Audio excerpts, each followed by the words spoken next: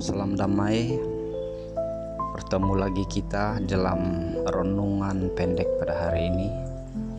Kita akan membahas mengenai cerita Alkitab yang begitu populer, mengisahkan tentang Yesus menenangkan badai. Saudara-saudariku yang dikasihi Tuhan, mari kita merenungkan kisah luar biasa dari Alkitab, di mana Yesus menunjukkan kuasanya atas alam. Kisah ini terdapat di dalam Markus 4, 35 hingga 41. Ia mengajarkan kita tentang iman di tengah badai kehidupan. Pada satu petang, setelah seharian mengajar orang ramai, Yesus berkata kepada murid-muridnya, "Mari kita bertolak ke seberang."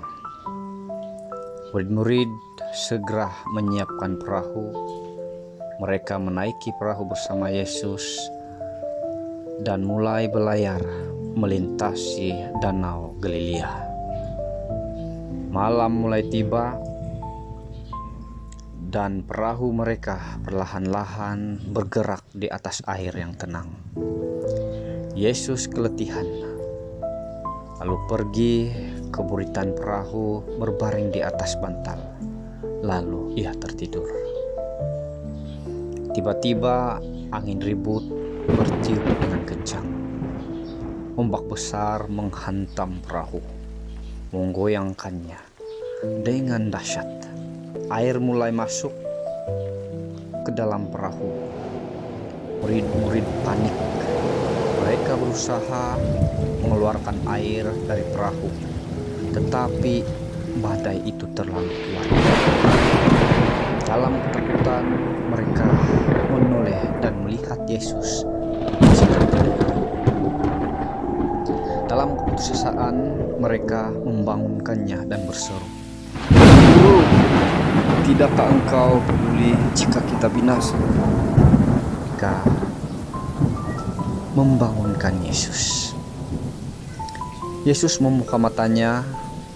Dia melihat murid-muridnya yang ketakutan dalam perahu yang hampir tenggelam. Dengan penuh ketenangan, dia bangkit dan berdiri di tengah perahu. Yesus mengangkat tangannya dan menghendek angin serta ombak itu. "Diam, tenanglah." Sekelip mata angin berhenti. Ombak yang tadinya mengganas kini menjadi tenang. Danau yang bergelora kembali sunyi. Murid-murid terdiam. Mereka tidak percaya dengan apa yang baru saja terjadi. Yesus memandang mereka dan bertanya, "Mengapa kamu begitu takut? Tidakkah kamu percaya?"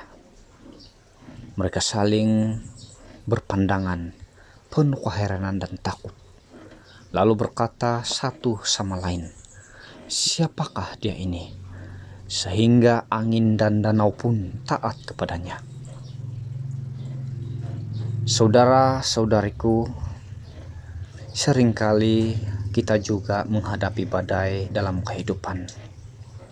Masalah, ketakutan, dan keputusasaan. Kita merasa seakan-akan Tuhan tidak peduli. Namun percayalah, Tuhan ada bersama kita dalam perahu kehidupan ini.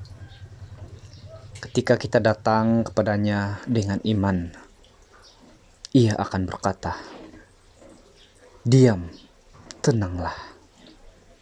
Badai pun akan reda dan hati kita penuh dengan damai. Sebagaimana yang tertulis dalam Mazmur 46 ayat 2. Allah itu bagi kita tempat perlindungan dan kekuatan, sebagai penolong dalam kesesakan sangat terbukti. Hari ini marilah kita mempercayakan setiap badai hidup kita dalam tangan Tuhan. Sebab bersamanya kita tidak akan tenggelam.